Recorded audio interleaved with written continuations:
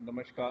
प्रादेशिक मोसम हवामान केंद्र नागपूरमध्ये आपलं स्वागत आहे. विदर्भासाठी दैनिक हवामान माहिती. सुरुवातीला सिनॉप्टिक माहिती बघू. 925 HPA विंड चार्टमध्ये दाखवल्याप्रमाणे एक चक्रवात बंगालच्या खाडीशी बे ऑफ बंगालमध्ये उत्तरेला दिसत आहे, ज्याची उंची समुद्र सपाटीपासून 7.6 किलोमीटर उंचीवर आहे. त्यामुळे इथे कमी दाबाचा पट्टा निर्माण झालेला आहे. तसेच मान्सून द्रोणिका ही पालोडी, शिवपुरी, सिद्धी ते रांची आणि चक्रवातपर्यंत आलेली आहे. त्यामुळे विदर्भावर येणारी हवा ही पश्चिमेकडून येताना दिसत आहे. तसेच चार्ट नंबर 2 मध्ये सुद्धा हीच परिस्थिती आहे.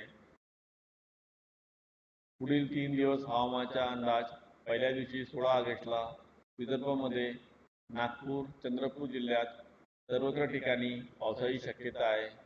तर अमरावती, भंडारा, गोंदिया, गडचिरोली आणि यवतमाळ जिल्ह्यात बहुधा सर्वत्र ठिकाणी पावसाची शक्यता आहे. तर बुलढाणा, अकोला, वाशिम आणि वर्धा जिल्ह्यात विरळ ठिकाणी पावसाची शक्यता आहे.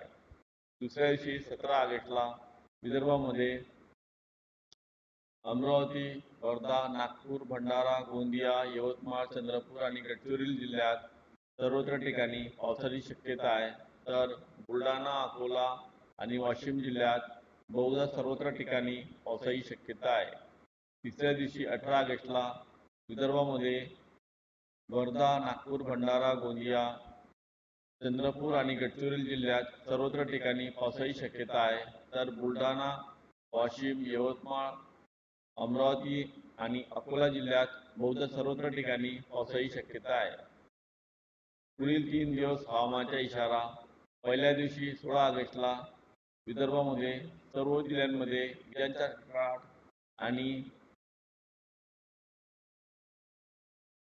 कडकडाट होऊन पाऊस पडण्याची शक्यता आहे. तर यवतमाळ आणि चंद्रपूर जिल्ह्यात मुसळधार पावसाची शक्यता आहे. दुसऱ्या दिवशी 17 ऑगस्टला विदर्भामध्ये गडचिरोली जिल्ह्यात मुसळधार पावसाची शक्यता आहे. तर सर्व जिल्ह्यांमध्ये विजांचा कडकडाट होऊन पाऊस पडण्याची शक्यता आहे. तिसऱ्या दिवशी 18 ऑगस्टला विदर्भामध्ये गोंदिया आणि गडचिरोली जिल्ह्यात मुसळधार पावसाची शक्यता आहे. तर सर्व जिल्ह्यांमध्ये विजांचा कडकडाट होऊन पाऊस पडण्याची शक्यता आहे.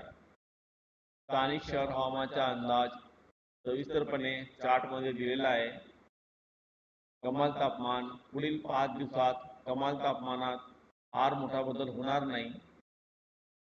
हवामान माहितीसाठी इंस्टाग्राम, ट्विटर, फेसबुक, यूट्यूबवर हवामान माहिती बघू शकता. धन्यवाद.